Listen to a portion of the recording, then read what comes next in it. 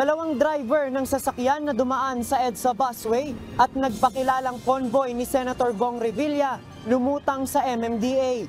Sasakyan, inabing hindi pagmamay-ari ng senador. On the part of the Nueva Ecija nga po, nakausap na rin po nila yung kapatid po mismo at may mga nakuha po silang information na sinasabi na allegedly ay meron nga pong nasabi itong biktima na may possible threat po against her life. Away pamilya, isa sa anggulong tinitingnan ng PNP sa nangyaring pamamaril sa loob ng bus sa Nueva Ecija kahapon. Una po, kami ay umaapila sa piston na hanggang maaari po ay huwag na po sana nilang ituloy ang kanilang balak na mag-strike. LTFRB umaapila sa grupong piston na huwag nang ituloy ang 3 araw na transport strike. Wala hindi yan natakel, walang pinag-usapan, no such thing na pinag-uusapan ng mga party leaders or House leadership. Umano'y planong impeachment laban kay Vice President Sara Duterte, itinanggi ng isang House Deputy Majority Leader.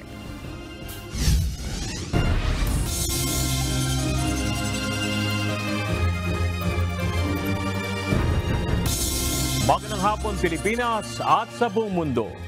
Una sa ating mga balita. Itinanggi ni House Deputy Majority Leader Acti CIS Party List Representative Erwin Tulfo na may pinaplanong impeachment sa Kamara laban kay Vice President Sara Duterte.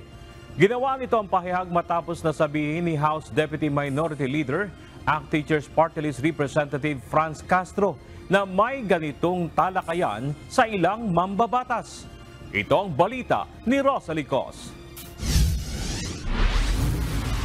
Being the Deputy Majority Leader for Communications, and I know that matatanong ang Congress, so I opted to call the leaders, Kong Saldi hanggang kay Speaker, to ask them what's going on, if there's such a thing. And wala hindi yan natakel, walang pinag-usapan. No such thing na pinag-uusapan ng mga party leaders or House leadership. Itinanggi ng isa sa mga opisyal ng House of Representatives ang napaulat na may pinaplanong impeachment umano laban kay Vice President Sara Duterte. Nag-ugat ito sa pahayag ni House Deputy Minority Leader Act Teachers Party List Representative Franz Castro na may talakayan na umano ng impeachment sa ilang kongresista, subalit hindi naman ito seryoso. Para rin sa Makabayan Bloc lawmaker, premature o masyado pang maaga ang paghahain ng impeachment complaints. Naniniwala naman si Congressman Tulfo na hindi sapat na batayan ang kontrobersya sa 125 million pesos na halaga ng confidential funds noong 2022 upang mai-impeach ang vice-presidente. It's not enough. Parang hindi, it will not hold water. Hindi siya ganong kalakas na pwede. Siguro baka kung may mga in the future other facts, details, then that will be different, diba? Pero for now kasi wala Kung ano-anong impeachment because of CIF, will that be enough substance? Pang-iintriga namang maituturing para sa House Deputy Majority Leader ang pag-uugnay sa Kamara at kay Speaker Martin Romualdez sa sunod-sunod na nangyayari sa mag-amang dating Pangulong Rodrigo Duterte at VP Sara. Wala anyang kinalaman ng House of Representatives sa grave threat complaints na isinampa ni Representative Castro laban sa dating presidente at hindi rin anya pinagkakaisahan ng mga kongresista si VP Duterte. There's no such thing, ma'am, as unity against the Vice President, unity behind Speaker Romualdez. I believe that there's unity to move this country forward, di po ba? Yun din po hiling ng Pangulong Marcos, magsama-sama na walang maiiwan. So that's what we are still following right now, and that's what our marching order from the Speaker. Dagdag pa nito, mayroong mga puwersang pinag-aaway ang kampo ng Speaker at ng mga Duterte. Tinawag namang fake news ni House Majority Leader Manix Dalipe ang napaulat na impeachment plan. Sa ngayon, wala pang pahayag si VP Sara sa isyung ito. Rosa Licos, UNTV News and Rescue. Diyos ang aming sandigan, serbisyo publiko ang aming pinahahalagahan. Hindi makikialam ang Department of Justice sa kinakaharap na grave threats complaint laban kay dating Pangulong Rodrigo Duterte. Iginit naman ang kampo ng dating Pangulo na hindi na ito kailangan pang personal na humarap para sagutin ang reklamo. Ito ang balita ni Dante Amento. Normal na proseso naman yan kahit anong reklamo, pasasagutin ka. Nung ako dinimanda sa ombudsman, sumagot ako. Dadaan sa normal na proseso ng preliminary investigation o pagdinig ng piskalya ang reklamo laban kay dating Pangulong Rodrigo Duterte. Kaugnay ito sa isinampang grave threats complaint ni ACT Teachers Representative Franz Castro sa Quezon City Prosecutor's Office. Ayon kay Justice Secretary Crispin Rimulya, kapag may petition for review ang kampo ng dating Pangulo, ay saka pa lamang ito dadaan sa kanyang tanggapan at pwedeng pag-aaralan. Dagdag pa ng kalihim, habang hawak ng piskalya ang reklamo ay hindi sila makikialam dito. Itinanggi rin ni Rimulya na may basbas niya ang paglalabas ng sapina. Hindi mo dumaabot sa akin yung ganyan. Ito ay prosecutorial independence. Yan po ay nasa isip na mga gumaganap sa katungkulang yan sa Quezon City. Hindi po sa amin dumadaan yan. Inilabas kahapon ng Quezon City Prosecutor's Office ang sapina para sa dating Pangulo at pinahaharap ito sa piskalya sa December 4 at 11 ng alas 2:30 ng hapon. Pinagsusumite ito ng kanyang counter affidavits o kontrasalaysay kaugnay ng reklamo ni Castro. Sa isa namang pahayag, sinabi ng legal counsel ni Duterte na si Attorney Harry Roque, haharapin nila ang reklamong ito ng mambabatas. Gayunman, iginiit ng dating presidential spokesperson na hindi na kinakailangan pang personal na humarap ng dating Pangulo para sagutin ang sapina. Dante Amento, UNTV News and Rescue. Diyos ang aming sandigan, serbisyo publiko ang aming pinahahalagahan. Nagkita sina former Vice President Leni Robredo at dating Senador Laila De Lima sa Naga City kanina. Matapos ang 7 taong pagkakakulong ni De Lima, ayon sa dalawang miyembro ng oposisyon, walang halong politika ang naging kanilang pag-uusap. Ito ang balita ni Ryan Salatandol. Masayang-masaya ako na kahit napakatagal ng hustisya nangyari din, alam natin na mahabang panahon yung isinakripisyo. Maraming nawala na hindi na mababalik, pero finally nakalabas na siya. Masaya ang pagkikita ni na dating Vice President Leni Robredo at former Senator Laila De Lima sa Naga City kanina. Ayon sa dalawang key opposition personalities, personal na mga bagay muna ang pinag-usapan nila. Iniwasan talaga umano nila ang isyu ng politika. Wala pa kasi kami pinag-usapan tungkol dyan. We really avoided talking about it at this point. Tinanong niya ako yung mga plano ko. Sabi ko, ayusin ko muna syempre yung buhay ko and then marami akong iaano muna, mga aayusin nga, mga dokumento. Wala kami pinag-usapan na politika. Wala kami pinag-usapan na politika. Actually, halos lahat personal. Kung nakapaglinis na ba siya ng bahay, kung naayos niya na ba yung kanyang mga gamit, ano yung mga gagawin in the next few days. Talagang lahat personal. Ayon kay Robredo, marami pang dapat na asikasuhin si De Lima bago siya muling mag-umpisang maging aktibo sa kanilang partido. She deserves na bigyan muna ng panahon na yung personal affairs niya ayusin niya bago pa man isipin yung mga next steps for the opposition or next steps for the party. Mahabang panahon yung ika-catch up niya para sa sarili niya. Ayon naman sa dating senador, masayang-masaya ang kanyang pakiramdam ngayong nakakapaglibot na ulit siya ng Malaya at napupuntahan niya ang kanyang mga kaibigan para makausap at makamusta. Sa pag-alis magkasama at magkatabi sa isang sasakyan si dating Vice President Robredo at ang dating mambabatas. Inaasahan din na makikipagkita sa darating na araw si De Lima sa iba niya pang mga kaibigan at mga kaalyado sa politika. Ryan Salatandol, UNTV News and Rescue. Diyos ang aming sandigan, serbisyo publiko ang aming pinahahalagahan. Nagsimula na ang proseso sa kasong administratibo laban kay Police Major Alan De Castro, ang pulis na itinuturing na suspect sa pagkawala ni Miss Grand Philippines 2023 candidate Catherine Camilon. Ayon kay Internal Affairs Service Inspector General Attorney Alfigar Triambulo, kapag napatunayang guilty, posible itong matanggal sa serbisyo. Ito ang balita ni Lea Ilagan. Doon sa mga impormasyon o mga nakalap na mga ebidensya, medyo mabigat po yung kanyang hinaharap na mga asunto. Kaya posible siya na ma-dismiss sa trabaho kung mapatunayan na itong offense. Mayroon ng 2 kasong administratibo na kinakaharap si Police Major Alan De Castro sa Internal Affairs Service. Ayon kay IAS Inspector General Attorney Alfigar Triambulo, ang unang kaso ay conduct and becoming of a police officer dahil sa pagkakaroon umano ng relasyon sa ibang babae sa kabila ng pagkakaroon na nito ng asawa. Nasa summary dismissal proceedings na aniya ito at tatapusin nila ang pagdinig hanggang sa katapusan ng buwan.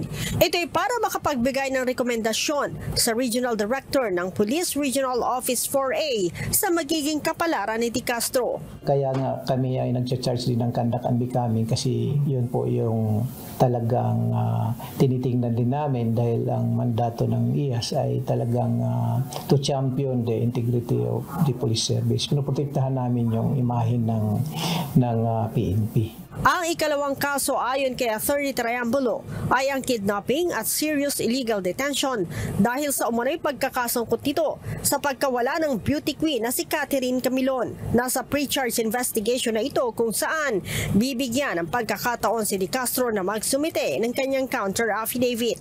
Yung sa kidnapping and serious illegal detention, siya po ay binigyan ng notice para mag-file ng kanyang counter affidavit. No? So, at ang time frame namin dyan ay 7 days i-resolve namin ang pre-charge at isasampa na rin namin for summary dismissal proceedings. Oras na mapatunayang guilty si De Castro sa naturang mga kaso, maaari siyang matanggal sa serbisyo at hindi na rin makuha ang kanyang mga benepisyo. Ayon po sa NAPOLCOM circular na aming sinusundan sa pag-dispose o adjudicate ng administrative case laban sa PNP personnel. Una-una yung mga sa matatanggap mong retirement, forfeited po yon. Ngayon, forfeited na po yung kanyang mga automatic cancellation, yung mga eligibility niya para maging police pa rin siya. At mayroon pang kaakibat na penalty, yung tatawag nating accessory, na dahil napatunayan na siya ay unfit sa public service, siya po ay barred from entering any offices or work ng government. Kahapon, humarap si De Castro kay PNP Chief Police General Benjamin Acorda Jr. at inamin ang relasyon kay Camilon. Gayunman, tumanggi itong sagutin ang ilang tanong na may kinalaman sa kaso, partikular kung nasaan ang nawawalang beauty queen. Lea Ilagan, UNTV, News and Rescue. Diyos ang aming sandigan, serbisyo publiko ang aming pinahahalagahan. Sinimantala ni Pangulong Ferdinand Marcos Jr. ang pagkakataon sa APEC Summit upang makipagtulungan sa mga malalaking negosyante sa Estados Unidos. Ilang kasunduan ang nilagdaan sa pagitan ng Pilipinas at US companies na kung maisasakatuparan ay may malaking pakinabang sa bansa. Mula sa San Francisco Bay Area, ito ang balita ni Nel Maribohok live. Nel, ano-anong mga kumpanya o sektor ang nais na mamuhunan sa Pilipinas at tama ba na nabanggit ng Pangulo ang ukol sa Maharlika Investment Fund? Yes, Bernard, isa nga ang Maharlika Investment Fund sa mahalagang tinalakay ni Pangulong Ferdinand Marcos Jr. sa US investors at business leaders sa sidelines ng Asia Pacific Economic Cooperation Summit dito sa San Francisco, California. Ayon kay Pangulong Marcos, may natukoy na mga proyekto na maaaring paglagakan ng kauna-unahang Sovereign Wealth Fund ng Pilipinas. Currently, we have identified about 80 potential infrastructure projects that are financeable through that fund, the Maharlika Investment Fund. With a solid reform agenda and unabating growth amid headwinds, the Philippines is ready to take off as a leading investment hub in Asia. Ito ang ibinahagi ng Pangulo sa naganap na Philippine Economic Briefing. Ayon sa Pangulo, handa na ang Pilipinas upang mangunang investment hub sa Asia. Sinaksihan rin ni Pangulong Marcos Jr. ang paglagda sa mga kasunduan para sa mga nagnanais na mamuhunan ng mga malalaking kumpanya mula sa Silicon Valley. Kabilang dito ang paggamit ng Artificial Intelligence o AI sa weather forecasting system ng Pilipinas at cybersecurity. Ang pagtatayo ng cancer hospital sa Pilipinas gamit ang state-of-the-art at multimodality cancer care technologies. Isa rin sa kasunduang nilagdaan ay sa pagitan ng Orbitz at Astranis na magde-deploy ng unang 2 internet satellites na dedicated lamang sa Pilipinas. Gayon din ang kasunduan naman ukol sa maaaring pagkunan ng enerhiya sa pamamagitan ng micro-modular reactors. Ayon sa Pangulo, mahalagang hakbang ito upang magkaroon ng matatag na pagkukunan ng supply na enerhiya ang bansa. USNC and Meralco are undertaking a pre-feasibility study on micro-modular reactors, and this partnership is a significant step towards exploring clean and sustainable energy options for the Philippines. Bernard, kinumpirma naman ng Malacanang ang naganap na bilateral meeting kanina sa pagitan ni Pangulong Marcos at US Vice President Kamala Harris na pag-usapan sa pulong ang pagpapatibay ng alyansa ng dalawang bansa, ang pagpapalakas sa security ties at pagpapalawig sa commercial at economic cooperation ng Pilipinas at Amerika. Muli ring tiniyak ni VP Harris ang kahandaan nilang idepensa ang sovereign rights ng Pilipinas sa jurisdiction nito sa South China Sea. At bukas naman ay magkakaroon ng paglagda sa ilang kasunduan ang pamahalang Pilipinas at Estados Unidos sa sidelines ng APEC Summit. At ito ay ang tinatawag na 1-2-3 agreement o yung peaceful uses of nuclear energy. Ito ay para mapayagan yung pag-export ng nuclear fuel reactors, equipment at special nuclear material mula sa Estados Unidos papunta sa Pilipinas. At patuloy tayong magbibigay ng update, Bernard, sa magaganap nga na APEC Summit at inaasahan natin bukas ay magaganap yung ilang mga pagpupulong ng mga malalaking leader ng bansa na dumating na dito sa San Francisco, California. Bernard. Nel, kumusta naman yung response ng mga foreign investor nang banggitin ng Pangulo ang ukol dito sa Maharlika Investment Fund? Doon sa discussion, Bernard, with business leaders ay naging positibo naman yung pananaw ng mga business leaders dito sa Estados Unidos at marami nga yung mga nagnanais na mamuhunan sa Pilipinas, pero particularly dito sa tinukoy ng Pangulo na 80 infrastructure projects ay wala pa tayong detalye kung may mga nagnanais na mamuhunan rin dyan sa particular na mga proyekto na yan, Bernard. Isa sa nabanggit mo din na maganda yung pagde-deploy ng unang 2 internet satellites na dedicated lamang sa Pilipinas. Meron ka bang nakuha ang detalye kung ito ay another service provider para sa publiko o para gagamitin lang sa mga opisina ng gobyerno? Ito ay magiging isa pa sa mga internet service provider sa Pilipinas. Ang sa impormasyon natin, initial information ay magiging partnership dito, yung DOST, di ba, yung sa kanila, sa Agila Satellite.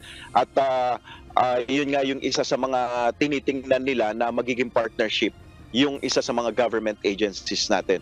At ito ay sabi nga ng Pangulo doon sa kaniyang talumpati ay mas seserbisyohan dito, lalo na yung mga lugar yung mga remote areas na walang internet connections. Alam naman natin, mahirap yung internet connections natin dyan sa Pilipinas, lalo na yung mga liblib na lugar. Pero sa pamamagitan nitong satellite internet na hopefully, sabi nga ng Pangulo, ay sana mag-workout ito at magtuloy-tuloy yung implementasyon ng proyekto na ito ay magamit din sa mga liblib na lugar, Bernard. Magandang balita yan, Nel, at sana nga ay matuloy. Maraming salamat, Nel Maribuhok, live mula sa San Francisco Bay Area.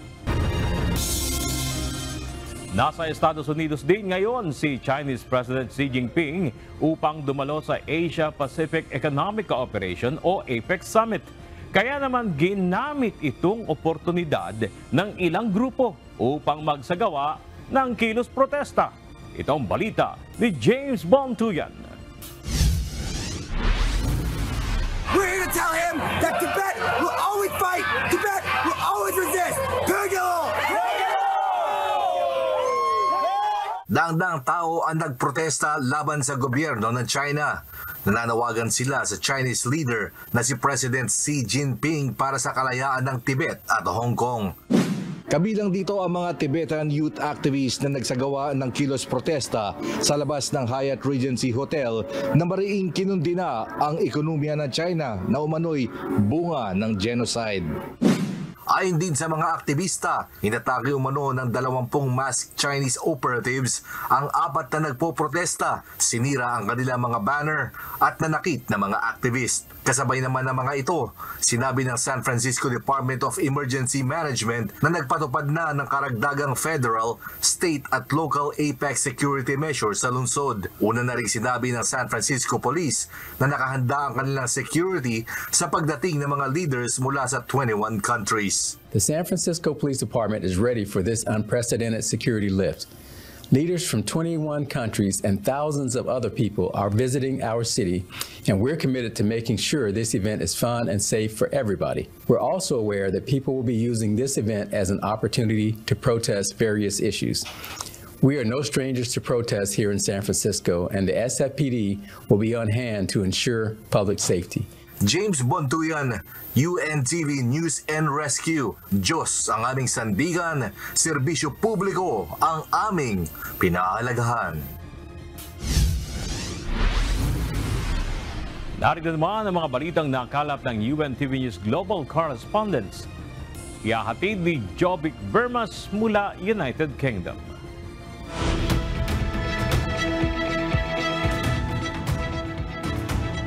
Jovic, kaugnay ng krisis sa Haiti na gang violence, may tulong bang galing sa United Kingdom para dito o anong posisyon ng British government kaugnay nito? Yes, Bernard, nananatiling matibay ang posisyon ng UK government laban sa patuloy na paglaganap ng kaharasan o gang violence sa Haiti. Matatandaan na sa pasimula ng taong 2023 sa pagpupulong ng United Nations Security Council, hinimok ng UK government na maisulong ang isang international security assistance mission sa Haiti. Ito ay upang maibalik ang epektibong pamamahala ng Haitian government sa pamamagitan ng pagsugpo sa gang violence. Ayon naman kay UK Deputy Permanent Representative to the UN Ambassador James Kariuki, nakahanda ang British government na magpataw ng karagdagang sanctions o parusa laban sa mga gangs at influential backers nito upang isulong ang kapakanan ng Haitian people. Bernard? Sige, Jovic, ihatid mo na ang mga balitang nakalap ng ating mga kasama mula sa iba't ibang panig ng daigdig. Lumika sa isang ospital ang mahigit 100 tao sa isang hospital sa Haiti dahil sa tumitinding gang violence sa Port-au-Prince. Samantala, magpapadala naman ang Kenya ng mga pulis upang tumulong sa pagkontrol ng sitwasyon sa bansa. Ito ang balita ni Azel Kaisi. The numbers here are staggering. There are already 200,000 IDPs in Port-au-Prince. And just in the past few weeks, we've had at least 40,000 more. Gang war sa paligid ng ospital. Ito ang nagtulak sa mga pasyente ng Fontaine Hospital Center upang lumikas mula sa hospital na nasa Site Soleil. Nagkaroon ng mga ulat ng pagkabahala dahil sa pagkamatay ng gang leader na si Isker Anrice, kaya naman patuloy ang paglaganap ng violence sa lugar. Nagsimulang makontrol ng mga gang ang Port-au-Prince mula nang ma-assassinate ang dating Haitian president na si Jovenel Moïse noong 2021. Ayon sa pinakabagong ulat ng United Nations, libo-libong Haitians ang kinailangang mag-evacuate mula sa kanilang mga tahanan at nasa 2,400 naman ang nasawi. Haiti is already one of the most severe food crises worldwide with 1.4 million people on the doorstep of famine.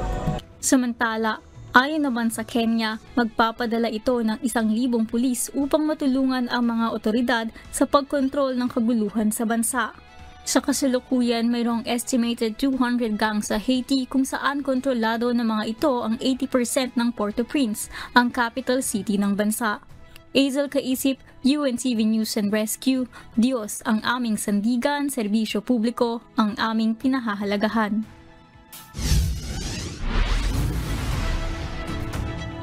Natagpuan ng Israeli Defense Forces o IDF ang ilang mga armas sa Shifa Hospital. Samantala, nakapagbigay naman ng medical equipment at supplies para sa hospital ang IDF. Ito ang balita ni Rayjan Bolivar. Totally confirmed, without any doubt, that Hamas systematically uses hospitals in their military operations. Sa isang video na pinost ng Israeli Defense Force o IDF, ipinakita nila ang mga armas na nakatago umano sa MIR building ng Shifa Hospital. This is where patients come in order to get MRI services. This is a grab bag, grab and go of a Hamas combatant. And if you zoom in and we get some light over here, what you will be able to see is military equipment. There is an AK-47, there are cartridges, ammo, there are grenades in here, of course uniform, and all of this was hidden very conveniently, secretly behind the MRI machine. Bukod sa iba't ibang armas, nakakita rin ng blast-proof door at isang laptop ang IDF na naglalaman umano ng mga incriminating evidence. Sa ngayon, wala pang nakikitang tunnel entrances sa Al-Shifa ang IDF, bagamat sinabi ng mga ito na mayroong network of tunnels sa ilalim ng ospital na pinabulaanan ng Hamas. Ayon naman sa Hamas, ni-raid ng mga tangke ang ospital at nakarinig ito ng mga putok ng baril. Bukod pa rito, sinabi rin ng militanteng grupo na iniinteroga umano ng IDF ang mga doktor at medical workers at pinipigilan ang mga pasyente na lumabas ng ospital. Kaya sa kasalukuyan, mayroon pa ring mga sibilyan sa loob nito. Samantala, matagumpay naman nakapagdala ng medical supplies sa Shifa Hospital ng IDF habang patuloy nitong hinahanap ang sinasabing infrastruktura ng mga Hamas militant sa loob ng ospital. The pediatric ward at Shifa Hospital in Gaza City needs assistance. Israel is ready to assist. Bukod sa pangangailangan medikal, iba't ibang humanitarian efforts din ang ginagawa ng Israel upang matulungan ang mga sibilyan na naipit sa Gaza. Binuksan ng Israel ang ilang evacuation corridors upang makalabas ang mga Gazans palabas ng Gaza City. Meron ding tactical post ng military operations at hinihimok ang mga Gazans na sa mga oras na ito lumabas. Ayon pa sa IDF, samantalang ginagamit ng Hamas ang mga sibilyan bilang human shield, ang Israel naman ay gumagawa ng paraan upang masigurado ang kanilang kaligtasan. Rayjan Bolivar, UNTV News and Rescue. Diyos ang aming sandigan, serbisyo publiko ang aming pinahahalagahan.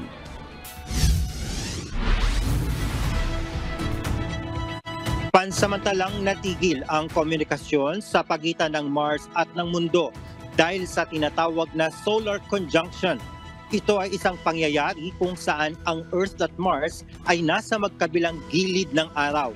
Dahil dito nahaharangan ng araw ang dalawang planeta, kaya naman hindi makakapagpadala ng kahit anong commands ang National Aeronautics Space Administration o NASA sa mga orbiter at rover na nakadeploy sa Mars sa susunod na 10 araw. Ang susunod na planned communication ng NASA sa Mars ay sa November 25. Dapat idagdag ang chickenpox vaccine sa child immunization program ng United Kingdom ayon sa ilang vaccine advisors. Anila, ito ay upang maging kapareho ng Estados Unidos at Germany na karaniwan nang nagbibigay ng chickenpox vaccination sa mga bata. Subalit ang British Department of Health pa rin ang magbibigay ng huling desisyon ukol dito. Kung maaaprubahan, iaalok ang bakuna sa 2 doses sa mga batang edad 12 months at 18 months. At yan ang mga balita mula sa iba't ibang panig ng mundo. Mula dito sa Westminster, London, United Kingdom. Ako si Jovic Bermas. Magandang gabi.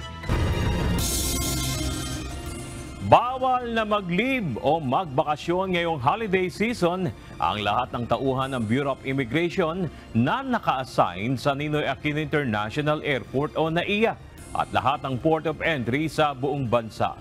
Ang kautosang ito ay epektibo kahapon hanggang January 15, 2024. Ayon sa kawanihan, layo nito na masigurong may sapat na manpower na magsisilbi sa mga biyahero bago at sa kasagsagan ng holiday season. Dagdag pa ni Commissioner Norman Tansinko, ito ang panahon na maraming pasahero tulad ng mga Pilipino na nasa abroad na karamihan ay overseas Filipino workers o OFWs ang uuwi para makasama ang kanilang mga pamilya at kamag-anak dito sa Pilipinas. Sa datos ng immigration, mula Enero hanggang Oktubre nitong taon, mahigit 20 milyon na mga pasahero na ang pumasok at lumabas ng bansa at inaasahang dadami pa sa mga susunod na 2 buwan. Posibleng may kaugnayan sa away ng mag-ina ang nangyaring pamamaril sa loob ng isang bus sa Nueva Ecija kahapon. Ayon kay PNP Public Information Acting Chief Police Colonel Jean Fajardo, may malalim na alitan ang babaeng binaril at ang anak nito. Ito ang balita ni Lea Ilagan. On the part of the Nueva Ecija nga po, nakausap na rin po nila yung kapatid po mismo at may mga nakuha po silang information na sinasabi na allegedly ay meron nga pong nasabi itong biktima na may possible threat po against her life. Sumakay ng bus sa Bayongbong Nueva Vizcaya ang 2 lalaking ito.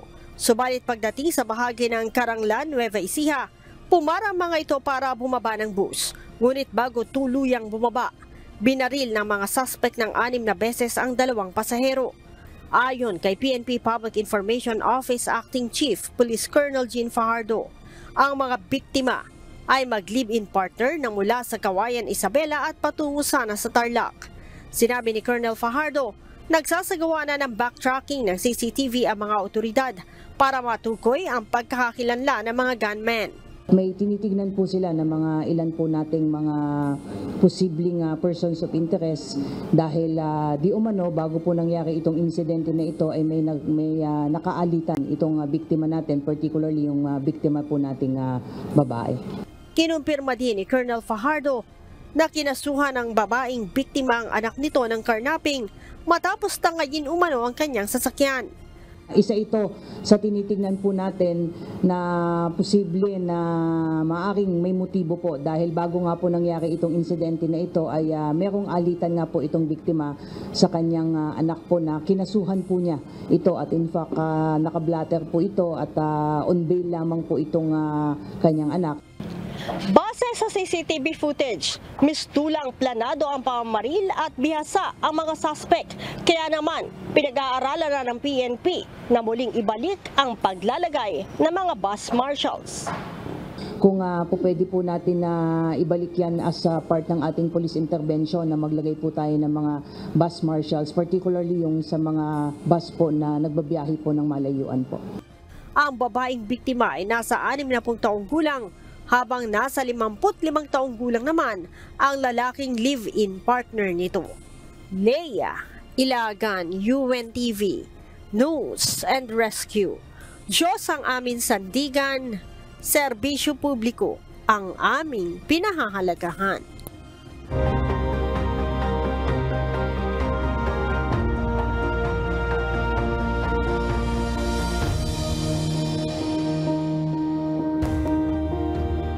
Muling nakyat ng Members Church of God International ang bayan ng La Trinidad, Benguet upang maglingkod sa mga residente ng isang barangay nakapos sa serbisyong medikal.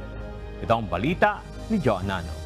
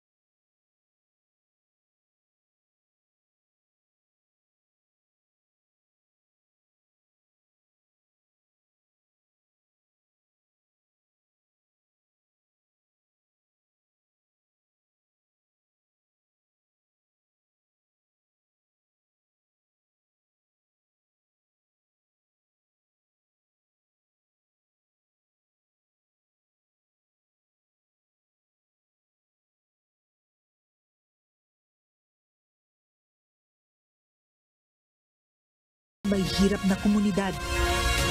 Ang magkalaban sa nakaraang halalan sa barangay, ngayon ay iisa na ang nararamdaman. Ang outgoing chairman ay humanga sa pagkakaisa ng MCGI at nasorpresa naman ang papasok na chairman sa kahandaan at kaayusan ng mga serbisyo ng MCGI Cares na nagdulot ng positibong epekto sa kanilang komunidad. Nagpapasalamat kami at meron kayo, nandito kayo at tingnan mo naman maraming dumagsa na magpatulong sa services ng MCGI. Ngayon lang ako nakakita ng ganito.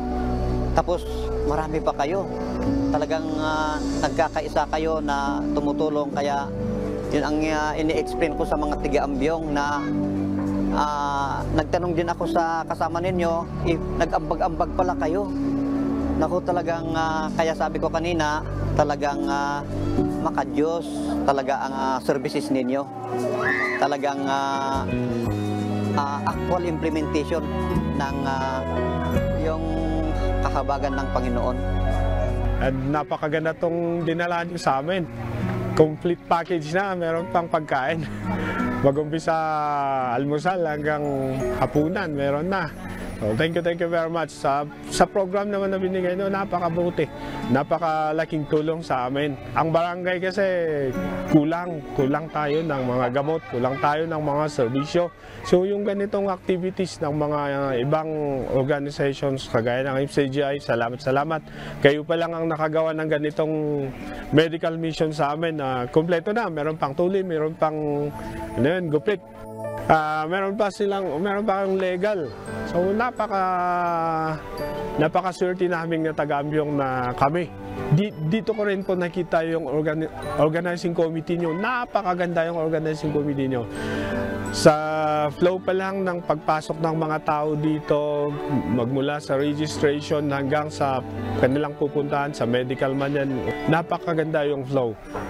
Sabi nga ng isa kong kasamahan dito, ito yung pinakamagandang magandang activity.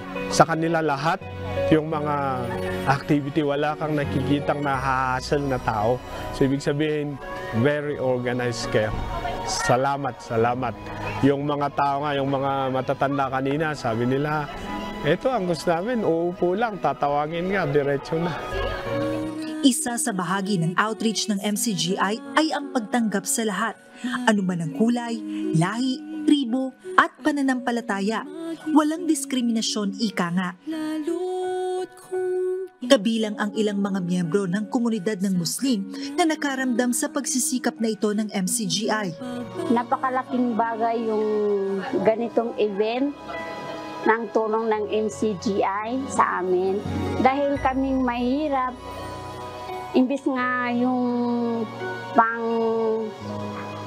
pang-check up man lang namin sa clinic man, mapa-optical, mga medical, hindi namin kaya dahil po sa kapos. Saka sa panahon din ngayon na lahat ng bagay mahal. Tulad ko po, malabo yung mata ko, nagtitiis ako sa pagbabasa, kahit man ang paghawak sa cellphone, hindi ko kayang basahin. Andyan po kayo para mapadali yung pagbasa namin sa pamamagitan ng check-up ng ospital. Salamat po sa inyo, MCGI. Kahit kami po ay Muslim, kayo ay Christian, pagkaiba-iba ng tribo, lahat po tayo ay nagmamahalan. Ganitong mga event na nandito kayo, magpa-Muslim o Christian, pwedeng kahit sino man magpa-check up. Napakalaking bagay po sa inyo. Salamat po sa MCGI sa tulong po na ganitong pagbigay niyo sa amin. Isang nakatatandang residente naman ang naalala ang sinimulang mga kawang-gawa ni Brother Eli. Hindi man siya miyembro ng MCGI. Alam niya na ang mga gawang ito ay patuloy na lumalawak at sinasamahan ng Diyos hanggang sa ngayon. Nung pumunta ako dito, medyo naluluha-luha ako nga, naisip ko si Brother Eli. Kasi yung legacy, nakikita mo talaga na talagang it is moving. So kung talagang ito ay sa Diyos, hindi mag-i-stop ito. Salamat sa Panginoon. Dahil nagkaroon kami dito sa Ambyong ng ganitong pagtitipon. No? So, babaunin ko ito pag uwi ko dun sa barangay ko. So, I was able to na-accommodate ako dito. They are good, accommodating. Talagang accommodating silang lahat. Wala kang makikita na mataas. That is a character of God. You have to be humble. In all times, in all kinds of people. Nakikita ko yun. Sabi ko yung galaw dito, galaw ng Panginoon. Walang ano.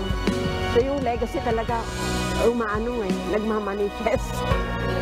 Ang awa ng Diyos ay bago bawat umaga, kaya't hindi tayo dapat mawala ng pag-asa. Hindi man nakikita ang dakilang lumikha, nararamdaman naman sa pamamagitan ng mga mabubuting gawa na nakararating sa ating mga kapwa, magkaiba man ng kultura at paniniwala.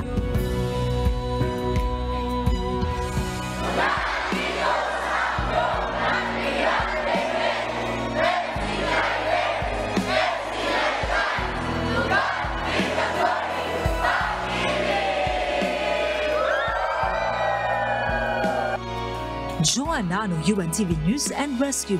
Diyos ang aming sandigan, serbisyo publiko ang aming pinahahalagahan. Humarap na sa tanggapan ng Metropolitan Manila Development Authority o MMDA ang dalawang driver na dumaan sa EDSA busway kahapon at nagpakilalang convoy ni Senator Bong Revilla. Inamin ng mga ito sa mga otoridad na hindi pagmamay-ari ng senador ang sasakyan na kanilang minamaneho at hindi rin nila sakay kahapon ang senador. Mula sa Quezon City, ito ang balita ni JB Nunez live. JP, anong parusa ang ipinataw ng MMDA dito sa dalawang driver na nag-name drop kay Senator Bong Revilla?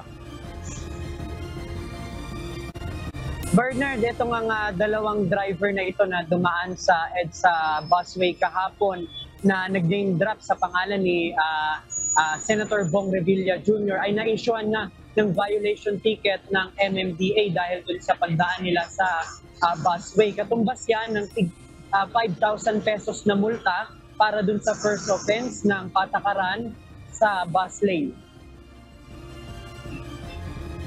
Inamin ng mga ito sa mga otoridad na hindi pagmamay-ari ni Senator Revilla ang minamaneho nilang sasakyan at hindi rin nila ito sakay kahapon at ginamit lamang ang pangalan ng mambabatas upang makalusot sa mga traffic law enforcer. Base sa impormasyon ng MMDA, umarap kanina sa opisina ni Chairman Romando Artes ang dalawang driver na dumaan sa EDSA busway kahapon na nagpakilalang convoy umano ni Senator Bong Revilla Jr.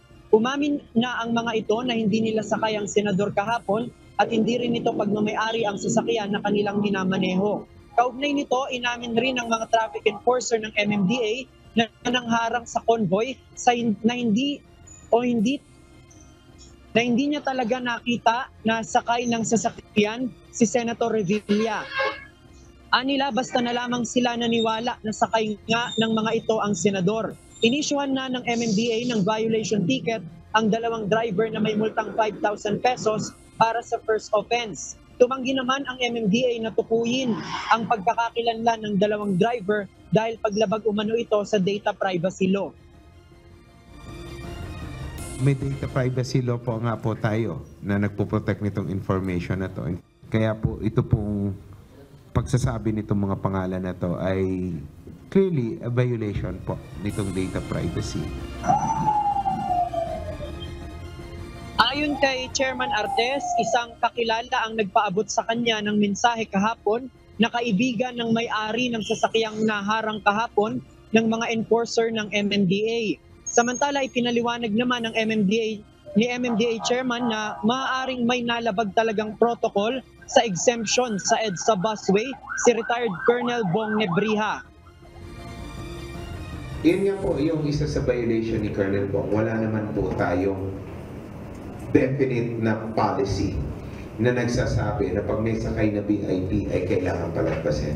Consistent naman po tayo sa ating pronouncements at sa ating implementasyon supposedly na outside noong listahan ng DOTR, wala pong other exception. Muling nilinaw ng MMDA na hindi kasama ang mga sasakyan o convoy ng mga senador o kongresista sa mga pinapayagan na dumaan ng busway. Tanging ang sasakyan lang na may protocol plate mula 1 hanggang 5 o mula sa Presidente hanggang sa Chief Justice ng Supreme Court ang may pahintulot na gumamit ng eksklusibong lane para sa city buses. Bernard, ayon naman sa MMDA, simula sa Lunes ay hihigpitan na nila ang pagpapatupad ng exemption dun sa mga pwedeng dumaan sa busway. At hindi na rin papayagan yung mga government vehicle, kahit marked pa yan, na dumaan sa EDSA busway. Alinsunod nila yan doon sa listahan na inilabas ng Department of Transportation kung sino lamang yung mga pinapayagan na dumaan sa EDSA busway. Yan muna ang ating latest live mula dito sa Quezon City. Balik sa'yo, Bernard. JP, pero meron pa rin mga government vehicles na pinapayagan sa busway na on duty, JP.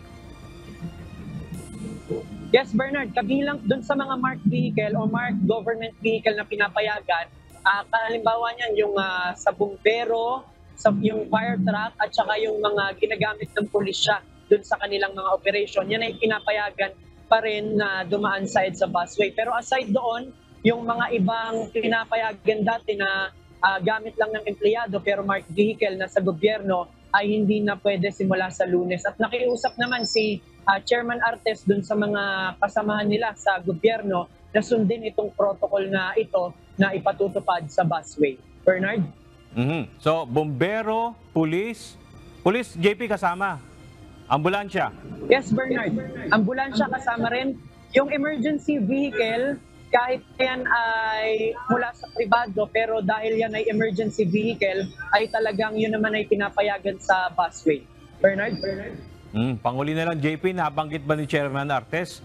Bakit nag-name drop yung dalawa at ang naisipan pa nilang i-name drop ay si Senator Bong Revilla? Bernard, nung inilabas yung press release kanina, yan yung isa pa dun sa pending na tinatanong natin kung bakit nga itong dalawang driver na ito ay in-name drop pa si Senator Revilla at kung ano yung kaugnayan nila doon sa kay Senator Revilla. Pero kanina hindi na kasi tayo pinayagan na ma-cover pa yung pagpunta ng mga driver, kaya hindi na natin nakuha yung impormasyon. At sinubukan din natin makakuha kay chairman ng Panayam. Inabangan natin kanina sa opisina ng MMDA, pero hindi na rin sinabi sa atin kung bakit si Senator Revilla yung in-name drop nitong mga driver na ito. Maaari kapag ka nagpaunlak pa ng kasunod na panayam ang MMDA ay makakuha pa tayo ng impormasyon, o kahit yung mga driver na ito na hindi pa ibinibigay yung pangalan ay malaman din natin kung ano nga ba yung tunay na dahilan bakit si Senator Revilla pa yung kanilang binanggit nung sila ay nahuli sa busway. Bernard? Maraming salamat, JP Nunez, live mula sa Quezon City. Nananawagan ng Land Transportation Franchising and Regulatory Board sa Grupong Piston na huwag nang ituloy sa Lunes ang banta nitong 3 araw na transport strike. Hindi rin naman ito inirerekomenda ang magsuspende ng pasok sa opisina at paaralan sa Lunes. Ito ang balita ni Ryan Lacanlale. Una po, kami ay umapila sa Piston na hanggang maaari po ay huwag na po sana nilang ituloy ang kanilang balak na mag-strike dahil unang-una po ito po ay salungat sa kanilang usapan po sa gobyerno na ang prangkisa po ay isang pribilehyo. Umaasa ang pamunuan ng Land Transportation Franchising and Regulatory Board na mapakikiusapan nila ang grupong Piston na nagbanta ng 3 araw na transport strike simula sa Lunes. Ayon kay Chairman Teofilo Guadis III, nakausap na niya ang presidente nitong si Modi Floranda kaugnay dito. Ang sabi naman po sa akin ni Modi, gusto lang nilang ipaabot sa ating butihing Pangulo yung kanilang kalagayan po sa ngayon. Kung matutuloy ang transport strike sa Lunes, hindi lamang ang mga makikilahok na tsuper ang maaapektuhan, kundi maging ang libu-libong commuters. Kaya umaasa ang LTFRB na pakikinggan ng grupo ang panawagang huwag nang ituloy ang tigil pasada. Paulit-ulit din na itinatanggi ng LTFRB na tuluyang tatanggalin ang mga traditional jeep sa lansangan pagsapit ng December 31, 2023. Hindi rin umano nangangahulugan na matatapos ang consolidation sa mga traditional jeep na hindi pa nakakapag-comply. Ang hinihiling lang po sana namin sa kanila ay mag-consolidate po sila o bumuo sila ng isang kooperatiba o isang korporasyon by December 31 po. Dahil base po sa pag-aaral ng ating pamahalan po, para magkaroon ng isang effective na modernization program, dapat po ay meron ho kayong isang consolidated unit po. Ibig sabihin, sama-sama po sa isang rota ang mga driver at ang mga operator para po mas efficient po yung delivery ng public service. Ang hinihingi ng LTFRB sa Piston at iba pang mga transport group na hindi pa nakakapag-consolidate ay magpasa ng substantial compliance bago matapos ang Disyembre. Ang hinihingi lang po namin sa kanila ay yung tinatawag na substantial compliance. Ibig sabihin, pag kayo po ay nag-file at compliance na po kayo, kahit hindi pa po tapos, ay considered na po kayong consolidated. Kaya po, pwede po kayong tumakbo ng inyong rota. Sakali namang matuloy ang transport strike sa Lunes, napaghandaan na ito ng ahensya. Kung kukulangin man ang mga inihanda nilang mga sasakyan, nakausap na rin nila ang mga lokal na pamahalaan para sa karagdagang libreng sakay. Nasa 8 hanggang 12 ruta ang maaaring tamaan ng transport strike. Nag-i-issue na rin ng special permit ang LTFRB sa iba pang jeepney na nasa ibang ruta. We are prepared for all eventualities in the event na matuloy po ang strike ng Lunes. Although hanggang ngayon po, optimistic pa rin po ako na tutugunan ni Modi Floranda yung aking imbitasyon. Batay sa pananaliksik ng LTFRB, hindi lalahok ang mga tsuper sa ibang probinsya sa banta ng transport strike at sa Metro Manila lamang nakakonsentrate ito. Kaya hindi nila inirekomenda ang pagsuspinde ng pasok sa paaralan at opisina sa darating na Lunes. Ryan Lacanlale, UNTV News and Rescue. Diyos ang aming sandigan, serbisyo publiko ang aming pinahahalagahan. Tuloy-tuloy ang pagtalakay ng Senado ng panukalang budget para sa susunod na taon. Dito ilang pondo na idinagdag ng Kamara ang tinapya sa bersyon ng komite sa Senado. Ito ang balita ni Harleen Delgado. Kawawa kasi Presidente rin, Mr. Presidente. Sa SONA niya, he mentions figures eh. Pati unemployment rate, naki-question natin, tinanong natin ang Dolly, mali-mali din ang mga figures. Sinita ni Senate Minority Leader Aquilino Coco Pimentel ang anyay magulong datos kaugnay ng estado ng kahirapan sa bansa. Batay sa record ng Philippine Statistics Authority o PSA, 18% ang poverty incidence sa bansa na siyang naging basehan ni Pangulong Ferdinand Marcos Jr. noong SONA na target ibaba sa 9% bago matapos ang kanyang termino. Ngunit kung pagbabasihan ang listahanan ng Department of Social Welfare and Development o DSWD, 30% talaga anya ang poverty incidence na katumbas ng 6 na milyong households na may tuturing na mahirap mula sa kabuoang 20 million households sa Pilipinas. Talagang ever since PSA, mas malaki talaga ang DSWD.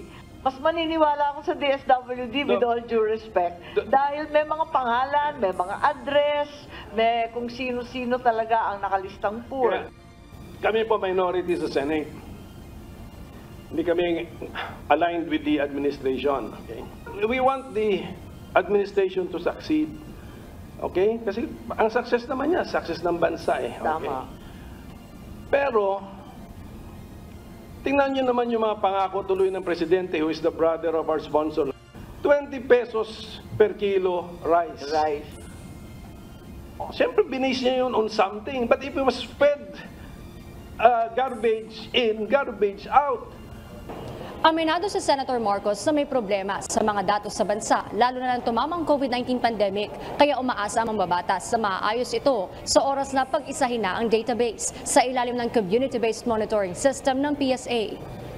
Binawasan ng Senate Committee on Finance ng 714 million pesos ang panukalang budget ng DSWD sa 2024 mula sa 209 billion pesos na ipinanukala ng Executive Department. Tumaas ito sa 245 billion pesos matapos dagdagan ng Kamara, pero ibinaba rin ito sa 244 billion pesos pagdating sa Senado.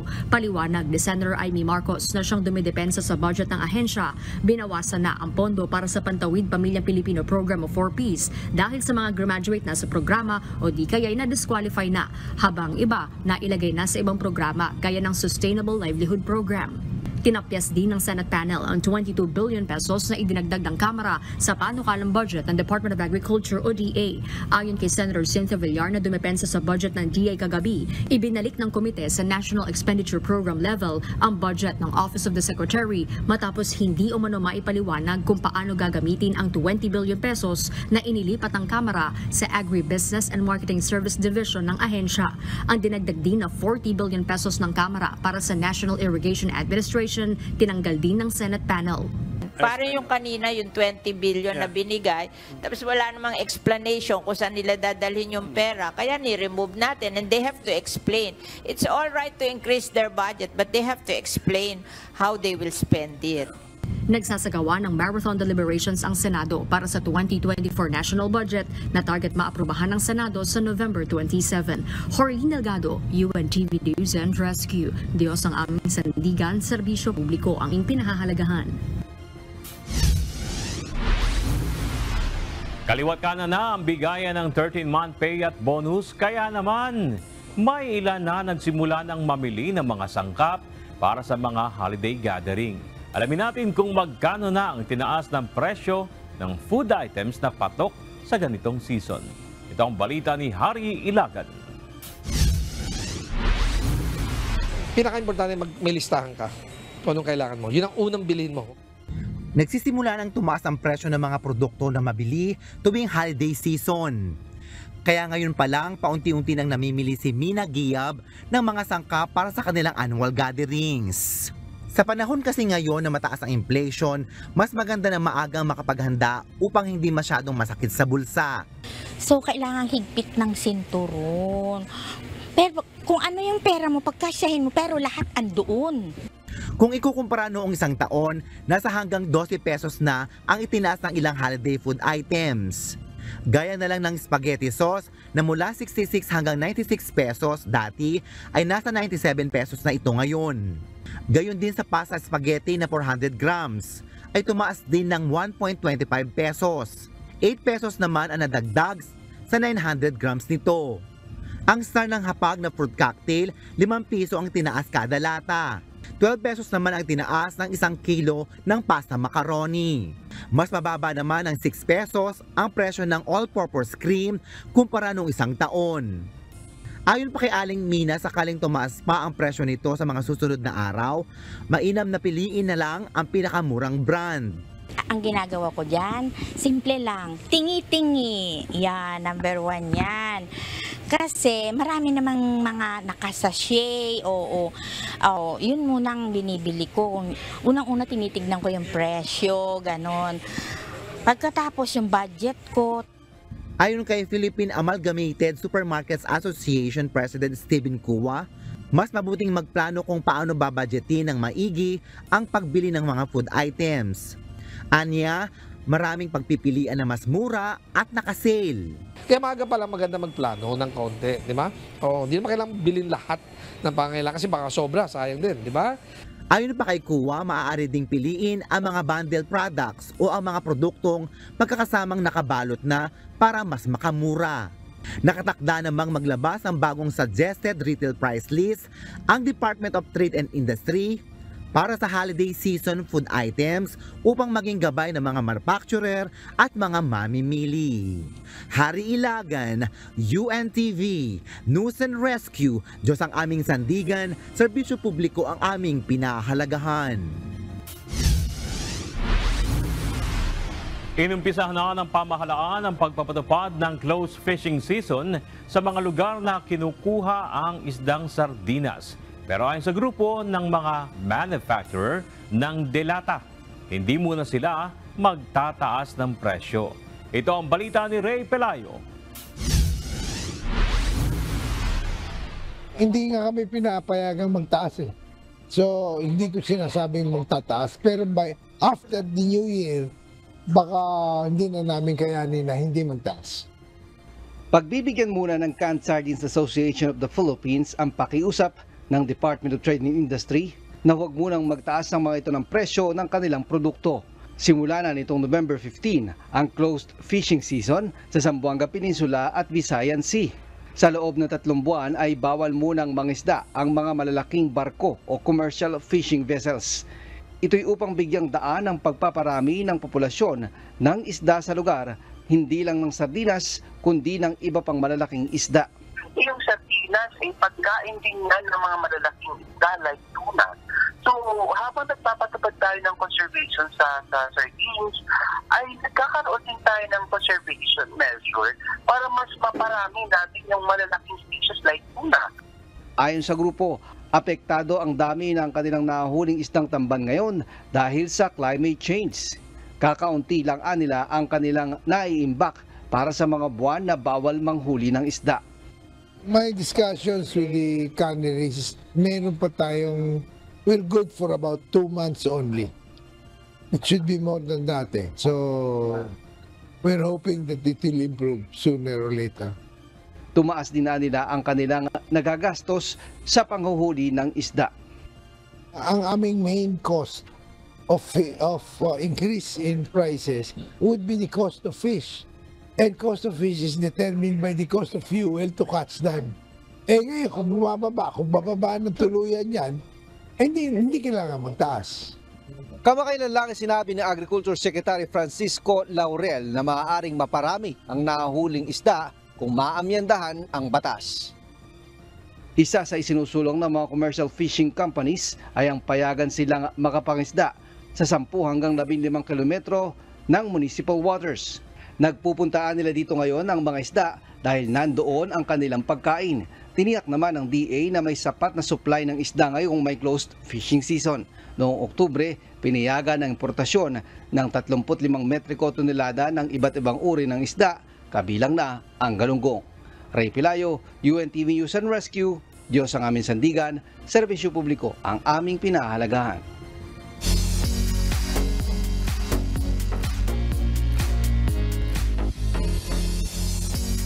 Naglabas na ng kanya-kanyang pahayag ang ilan sa cast ng 90s hit show na Friends kaugnay sa pagpanaw ng kanilang co-star na si Matthew Perry. Sa social media post ni Lisa Kudrow, pinasalamatan niya ang kaibigan sa matagal na panahon nilang pinagsamahan. Inalala niya kung paano siya nito pinasaya sa loob ng mahabang panahon. Ini-upload naman ni David Schwimmer ang anyay favorite photo nila ni Matthew. Sa caption, sinabi nito na may mabuting puso at mapagbigay ang kaibigan. Labis naman ang kalungkutan ng aktres na si Jennifer Aniston sa pagkawala ni Perry. Para sa kanya, hindi lamang kaibigan ang turing niya sa aktor kundi pamilya. Ipinost din niya ang bahagi ng isa sa mga recent conversation nila bago ito namatay. Ito ang unang pagkakataon na nagbigay ng individual statements ang Friends cast mula nang mamatay si Perry. Nagpasiklaban ang 88 mga kandidata ng 72nd Miss Universe pageant sa isinagawang preliminary competition kanina. Samantala, pasok naman sa top 10 silver finalist ang pambato ng Pilipinas na si Michelle D. Ito ang balita ni Joan Nano.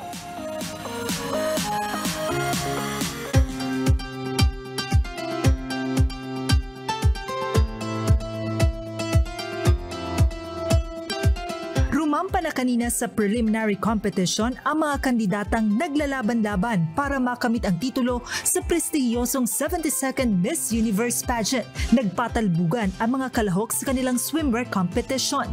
Gayun din ang pasiklaban sa long gown category. Sa introduction ng mga kandidata, very proud na nagpakilala bilang representante ng Pilipinas si Miss Universe Philippines Michelle Marquez D.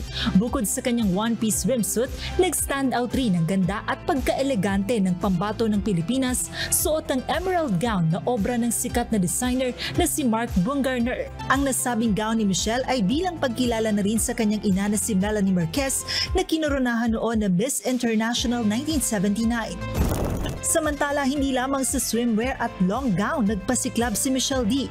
dahil isa rin siya sa mga nakapasok sa top 10 silver finalists para sa The Voice for Change Advocacy Video Competition ng Miss Universe. Sa kanyang entry video, tinalakay ni Michelle ang kanyang advokasya hinggil sa kahalagahan ng pagtanggap sa mga taong may autism o ang autism acceptance, inclusivity at empowerment. Ang kababayan nating si Vay na nasa El Salvador, todo ang suporta sa pambato ng Pilipinas na si Michelle D.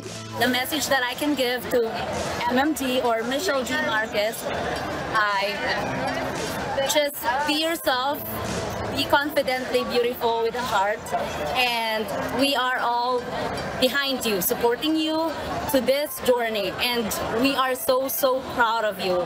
Samantala, bukod kay Miss Universe Philippines, stand out rin sa pageant si Miss Universe Pakistan. Ito ang kauna-unahang pagkakataon na sumali ang bansang Pakistan sa prestihiyosong beauty pageant. Sa swimsuit competition, inirampa ng 24-year-old na Pakistani model na si Erica Robin ang kanyang blush-colored burkini. Ito rin ang first time na welcome sa pageant ang plus-size candidates, gaya ng 22-year-old plus-size model na si Jane Deepika Garrett ng bansang Nepal.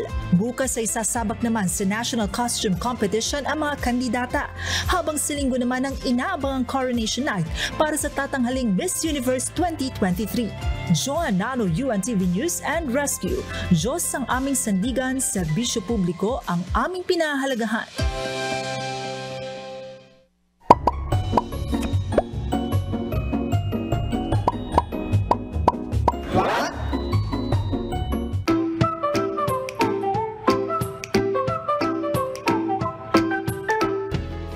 Dagdag kaalaman po, madalas po ba kayong nagugutom? Parang ako. Alam niyo ba na minsan, hindi ka naman talaga gutom. Baka naman, nauuhaw ka lang. Minsan kasi pareho lang ang pakiramdam ng uhaw at gutom. Pero bago ako kumain, wait muna, no? Paano ba natin malalaman kung gutom talaga tayo o baka naman nauuhaw lang? Alam niyo ba na ayon sa mga eksperto, mayroong paraan para malaman yan.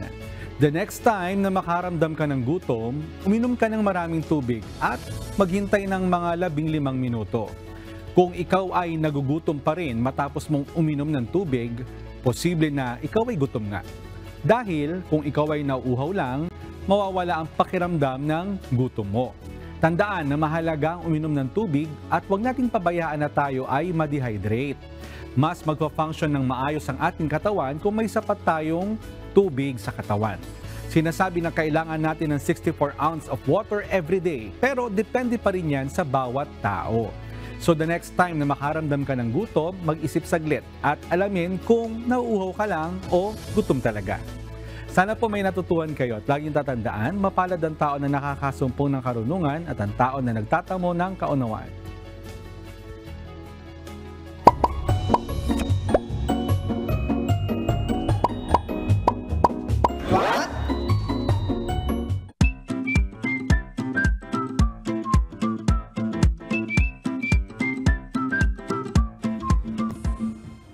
Oy, bago tayo mag-shoutout.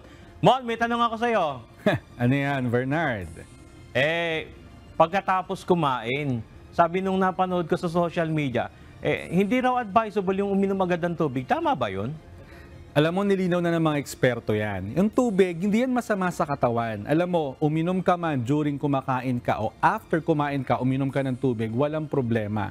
Dahil ang sinasabi ng mga eksperto, ang tubig ay mabuti yan sa katawan. Yun nga lang, huwag syempre susobra sa dami. Pero ikaw ay uminom ng tubig after mong kumain, ayon sa mga experts, walang problema doon. Actually, hindi nga daw yan nakakaistorbo o nakakasagabal doon sa gastric juices natin sa ating mga bituka. Kaya okay lang uminom ng tubig after kumain o before kumain or during kumakain. Ayun. Kasi hindi raw matutunawan ng mabilis pag uminom ng tubig pagkatapos kumain. Ikaw mo, last na lang. Ano bang ginagawa mo para laging mong maalala uminom ng tubig? Meron akong tumbler. Ngayon, meron siyang sukat na ganon. So, namomonitor ko kung nakakailan na ba ako na tubig, kung madami ba o kaunti pa. Hindi kasi ako pala inom ng tubig before Pero ngayon, dahil dun sa mga nare-research natin at narinig natin sa sinasabi ng mga eksperto, napakabuti na talagang magtubig tayo, Bernard. Kaya yan, inom ka rin ng tubig. Kasi, yan, si Jolimar, natutuyot yung balat. Dapat inom ng tubig lagi para fresh tignan. Okay. Maraming salamat sa dagdag kaalaman na yan. Monoxon, live na live. Samantala, shoutout po sa ating mga kausi ngayong gabi. Ayan, magandang gabi po kay Marlo Laison, kay Marlene Batalier, Richie Elcanto, Ronnie Magadya, Eli Humadiao, Benedicto, at magandang gabi po kay Noel Dulce. At narito naman po ang mga isyong dapat abangan mamaya sa Y News. House officials are vehemently denying any concrete plans to impeach Vice President Sara Duterte. President Joe Biden and Chinese leader Xi Jinping made significant strides in improving United States-Chinese relations in their recent 4-hour meeting near San Francisco. How did the two leaders approach the topic of Taiwan during their recent meeting? And what were the key points of contention and agreements regarding the island nation? You will want to hear it. Plus, Israel's Prime Minister Benjamin Netanyahu hails the entry of his country's forces into a hospital used by Hamas militants as a command center. It's all coming up tonight. Discover the reasons behind the stories on Y News, 8:30 p.m. only here on UNTV News and Rescue.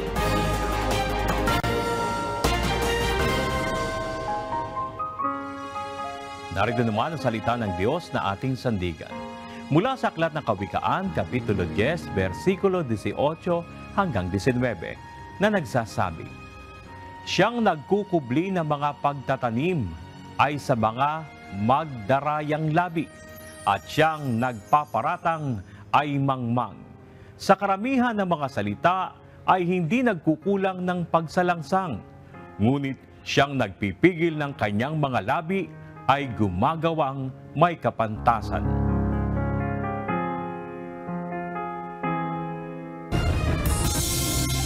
At yan ang mga naging kabuuan ng ating balitaan ngayong gabi. Aming nilahad ng buong katapatan kung paano namin nasaksihan. Kayo makapagtitiwala ng aming nakita at narinig ang aming ibinabalita. At dito sa UNTV, Diyos ang aming sandigan, serbisyo publiko ang aming pinahalagahan. Magandang gabi.